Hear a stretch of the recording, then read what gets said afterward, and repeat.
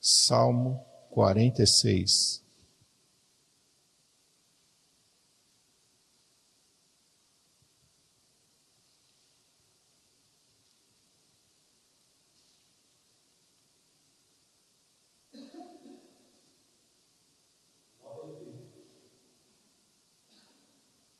Bem, todos acharam? Vamos ler. Está escrito assim: Deus é o nosso refúgio e fortaleza, socorro bem presente na angústia. Pelo que não temeremos, ainda que a terra se mude, e ainda que os montes se transportem para o meio dos mares, ainda que as águas rujam e se perturbem, ainda que os montes se abalem pela sua braveza. Há um rio cujas correntes alegram a cidade de Deus, o santuário das moradas do Altíssimo. Deus está no meio dela, não será abalada. Deus a ajudará ao romper da manhã. As nações se embraveceram, os reinos se moveram. Ele levantou a sua voz e a terra se derreteu. O Senhor dos exércitos está conosco. O Deus de Jacó é o nosso refúgio.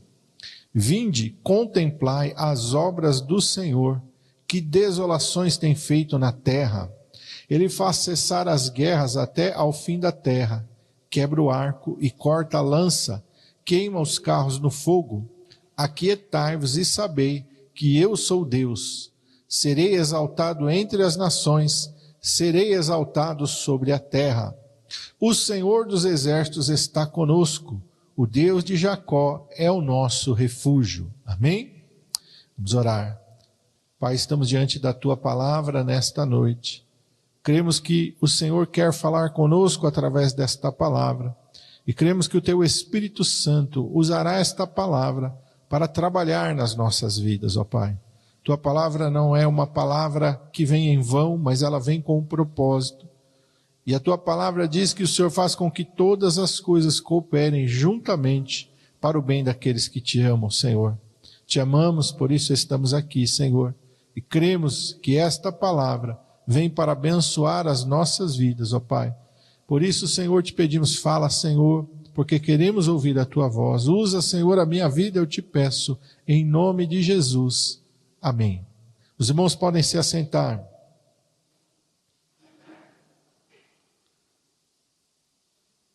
Esse salmo é um salmo que não é de Davi, né? A maioria dos salmos são de Davi, mas este salmo não foi escrito por Davi. Ele foi escrito entre os filhos de Corá. E algumas lições que o Senhor ministrou ao meu coração acerca deste salmo. Começando no versículo 1, em que está escrito assim: Deus é o nosso refúgio e fortaleza, socorro bem presente na angústia. Primeira coisa que nós vemos aqui é que a angústia pode chegar até nós. O dia difícil, a tribulação, o dia do luto pode nos alcançar. O dia de um diagnóstico contrário, o dia de uma falência, o dia de um acidente, o dia de uma decepção pode vir ao nosso encontro. Mas a mensagem principal não é a angústia. A mensagem principal é que Deus está presente. Socorro bem presente. No dia da angústia, você pode ter certeza, Deus vai estar presente. E Deus vai estar presente de que maneira? Ele fala aqui de refúgio e de fortaleza. Ele fala de proteção e ele fala de segurança. O dia da angústia pode chegar, mas a presença de Deus é certa na nossa vida. Deus não nos deixa, Deus não nos abandona, Deus não vira as costas para nós, Deus não está olhando para a gente de longe, Deus não está nos vendo através de um monitor, Deus não está nos vendo através de um binóculo, de um telescópio. Deus está conosco. Deus está presente na nossa vida. Pode ser até que você, no momento da aflição, não perceba a presença de Deus. Mas isso não vai mudar a presença dele, o fato de que ele está presente. Eu posso achar que Ele me abandonou, mas isso não vai mudar o fato de que Ele está presente. Eu posso achar que eu estou sozinho, mas isso não vai mudar o fato de que Ele está presente, porque a sua palavra diz que Ele está presente. Ele está presente. Ele está conosco. No dia mais difícil, quando parece que todo mundo te abandonou, quando parece que você está sozinho, a verdade é que Deus está ali junto de você. Ele está presente. Ele não nos deixa. Ele diz na sua palavra: nunca te deixarei, jamais te abandonarei. Nunca, nunca nós estamos sozinhos. Ele é Emanuel, Deus conosco. Deus presente. Deus que está ali. Aquele que crê em mim, Jesus disse, eu e o Pai viremos para Ele e faremos nele morada. Ele habita em nós, Ele está conosco. Amém? Segunda lição, versos 2 e 3, diz assim: pelo que não temeremos, ainda que a terra se mude, ainda que os montes se transportem para o meio dos mares, ainda que as águas rugem e se perturbem, ainda que os montes se abalem pela sua braveza. Irmãos, não importa o que aconteça ao nosso redor, é isso que está falando. A terra se mudar, os montes se transportarem para o meio dos mares. Você imagina um terremoto tão grande, capaz de fazer isso. Ainda que as águas rujam, um tsunami, e se perturbem. Ainda que um vulcão, os montes se abalem pela sua braveza. Já viu um vulcão ali jogando lava? Quem é que não vai ficar com medo diante de uma situação dessa? Mas o salmista diz, não temeremos. Não temeremos. Por quê? Porque nós somos mais valentes do que todo mundo? Porque não. Porque ele já falou lá no versículo 1, por causa da presença de Deus. É a presença de Deus que faz a diferença. Porque Ele tem poder de calar o vulcão, porque Ele tem poder de calar as águas, porque Ele tem poder de repreender o vento e o mar, aleluia. Porque Ele tem poder, irmão, de transformar qualquer situação. Porque a natureza está no controle dEle. Onde Ele quer, Ele manda o sol parar. Onde Ele quer, Ele manda voltar atrás, aleluia. Onde Ele quer, Ele abre o mar, Ele abre o rio, aleluia. Onde Ele quer, Ele desce sobre o monte, aleluia. Como Ele fez lá no Monte Sinai. Ele tem todas as coisas no controle das suas mãos, aleluia. Ainda que todas as circunstâncias à nossa volta nos mostrem um caos total. Nos mostram, irmãos, uma situação terrível. Deus está conosco, aleluia. E Ele não está conosco como um espectador, Ele está conosco como aquele que tem poder de mudar e transformar qualquer situação. Seja uma fornalha de fogo ardente, Ele apaga a força do fogo. Seja uma cova de leões, Ele tapa a boca do leão, aleluia. Seja o mar, Ele abre, seja um rio, Ele abre. Seja qualquer que for a situação, Ele tem poder, aleluia. Nada é maior do que o poder do nosso Deus. Um tsunami, um terremoto, um vulcão, nada disso o assusta. Nada disso impede Ele de agir, nada disso impede a sua palavra de se cumprir, aleluia. Versículos de 4 a 5 diz assim, 4 e 5, né? Há um rio cujas correntes alegram a cidade de Deus, o santuário das moradas do Altíssimo. Deus está no meio dela, não será abalada, Deus ajudará ao romper da manhã. Ele está mostrando para nós que na presença de Deus encontramos refrigério e socorro. Há um rio. Que rio é esse, irmão? É o rio da vida. Há um rio cujas correntes alegram a cidade de Deus, o santuário das moradas do Altíssimo. Na presença de Deus eu vou encontrar refrigério. Eu vou encontrar vida, irmão. Então, quando a situação ficar adversa, quando o problema vier, eu tenho que buscar o quê? A presença de Deus. Mas pastor, o senhor acabou de falar que Deus está conosco, sim. Mas eu não posso ignorar a sua presença. Mas eu tenho que me voltar para Ele. Mas a palavra de Deus diz que eu tenho que buscá-lo, não porque ele esteja longe, significa que eu tenho que me voltar para ele. Significa que eu tenho que olhar para ele, significa que eu tenho que perceber a sua presença, porque muitas vezes nós ignoramos a presença de Deus. Nós ignoramos a sua palavra, nós ignoramos os seus mandamentos, nós o ignoramos, embora ele esteja conosco, nós fingimos de conta que ele não está lá. Nós fingimos de conta que ele não está vendo, que ele não está ouvindo. Nós o ignoramos, ou nós o desprezamos. Porque afinal de contas, quando as coisas estão difíceis, a nossa tendência é nos revoltarmos contra Deus. É nós atribuirmos a Deus a culpa de tudo aquilo que está acontecendo conosco. Mas a nossa atitude tem que ser ao contrário. Vamos buscar ao Senhor. Vamos nos voltar para Ele. Uma das passagens mais bonitas, e não é pelos acontecimentos bons, mas é pela fidelidade, quando Jó, acontece toda aquela tragédia na vida dele, e a palavra de Deus diz que Jó adora ao Senhor.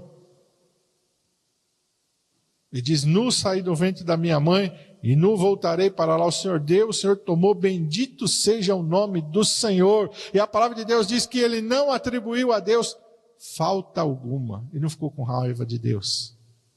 Irmãos, ele tinha perdido 10 filhos no mesmo dia. Ele tinha perdido tudo que ele tinha no mesmo dia.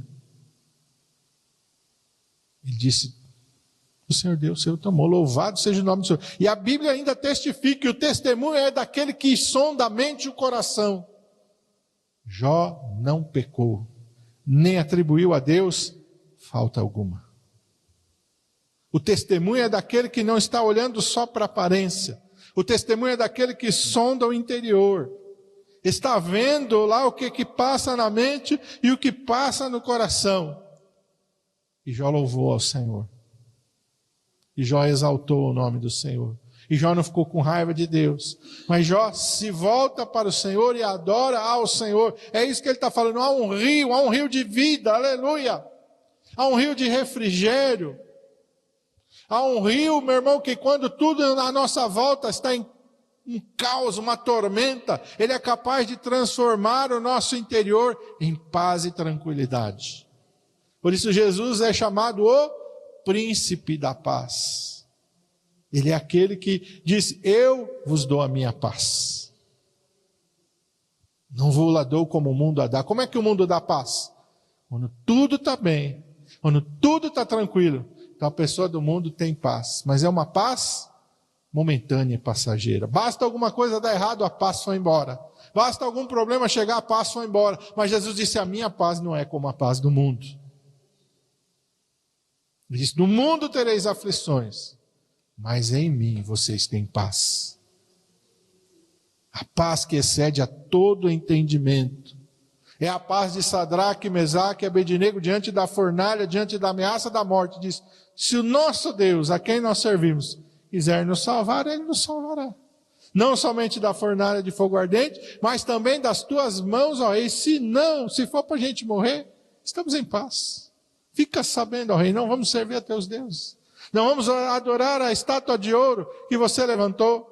Foram amarrados e a Bíblia não diz que eles começaram a se desesperar, gritar, espernear, dizer: ei, peraí, estamos atrás, vamos mudar esse negócio, o calor está muito forte, já está me queimando só de eu ficar. Não.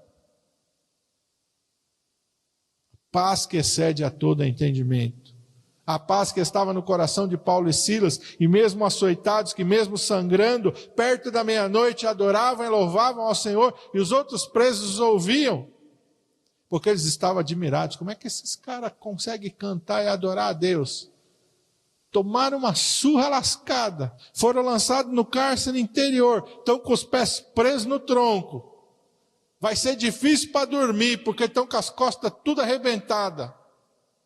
E estão adorando a Deus? Que paz é essa? O que tem na vida desses homens? Eles estão admirados, aleluia.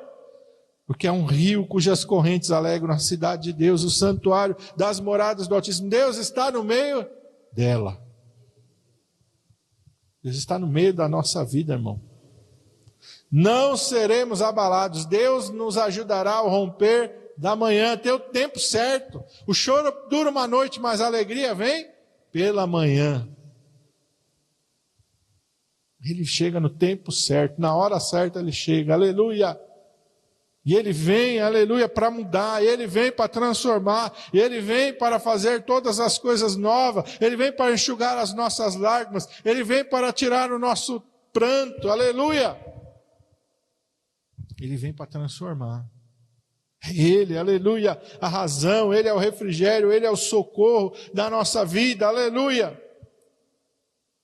Nos versos de 6 a 10, ele continua dizendo: as nações se embraveceram, os reinos se moveram, ele levantou a sua voz e a terra se derreteu. O Senhor dos exércitos está conosco, o Deus de Jacó é o nosso refúgio. Vinde, contemplai as obras do Senhor, que desolações tem feito na terra. Ele faz cessar as guerras até o fim da terra, quebra o arco, corta a lança, queima os carros no fogo. Aquietai-vos e sabei que eu sou Deus. Serei exaltado entre as nações, serei exaltado sobre a terra. Deus, esse trecho está nos mostrando a soberania de Deus sobre todas as coisas.